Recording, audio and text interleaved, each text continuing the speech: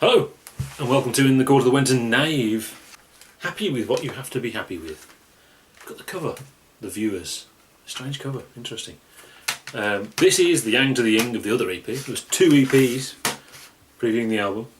Unlike Level 5, I loved this when it came out. This did a thing for me. The songs breathe, there's all bits and pieces of stuff in between the songs. Really listenable. Love listening to this even today. I don't know if it's deleted. It would be a shame if it's deleted because it's great. There's stuff on here that's never been heard anywhere else. Fripp said something cryptic. I think when Power to Believe came out, that on the one hand a solution, or on the one hand happiness and a way through, and on the other hand not knowing how to proceed, or frustration, and I interpreted, well, something like that. I can't remember what he said, but it was something like that. I interpreted that as meaning the 2 EPs. I don't think he explicitly said that, but I think that's what it was. And Level 5 was stuck, and this was alright, and they had to solve the problem of putting those 2 things together. The second album, Crimson Problem, that's what it is. It's the same problem they always had with every epoch of the band, the second album problem. I mean, the current lineup in a way had the first album problem, but then again maybe that's a different thing, and maybe they're not even going there, or I don't know. Although by the time you watch this, maybe, I don't know. I know there's a record coming out, but you know, like I said, there's stuff on here that isn't anywhere else.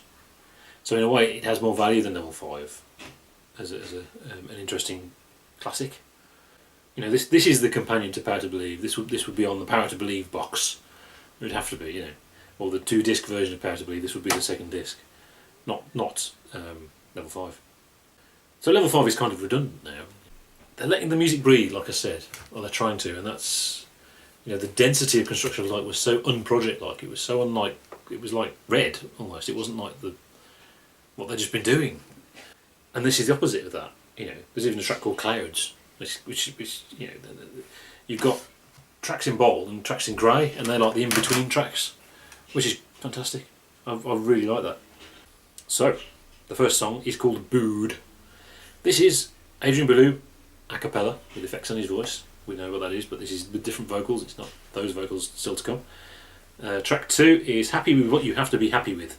Dirty, riffy, poppy piece of awesome. This is a great track. Great solo, humorous Belew vocals. When I have some words, this is the way I'll sing. You have to be happy with what you have to be happy with. I'll probably talk about that on Power to Believe.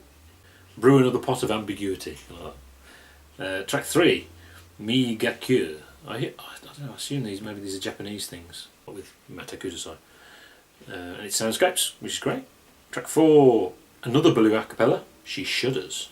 And track 5, and I wonder if the she is the Crimson Good Fairy, maybe, whereas the she he later used on the other one came from a love song, but was maybe applied to be the Crimson Good Fairy, maybe. Don't know. Track 5 is a track called Eyes Wide Open. Yet another awesome Belew ballad. I think this is a great song.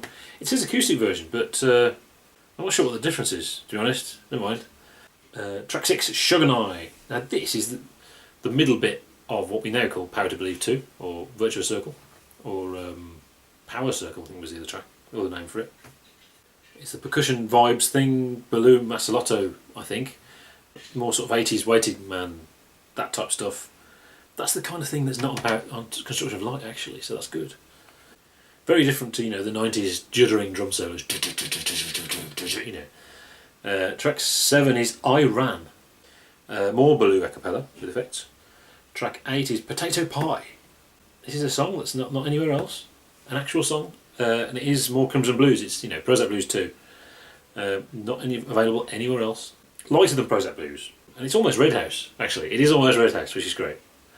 Track 9, Larks, Songs in Aspic Part 4. You can't have any of these albums without Larks, Songs in Aspic Part 4. Killer version of it, actually, absolute killer version. Better than the one on the last couple of live albums I did, I think. Track 10 is Clouds, and a Belew a cappella with effects, and then we get bits of rehearsal. We get what I think is him figuring out how to sing and play Happy With at the same time. That's what it sounds like. Maybe he has to do it to get the synchronisation or something. It's like a collage of funny bits. There's a silly song called Einsteins Relatives, or relatively something. It's ace, it's really funny. And then we have a quote from Fripp, announcing to the band the new ideology of Crow, and he says we move forward by coming from. And they all just fall about laughing. It's quite funny. Yes, a great one. See you next week.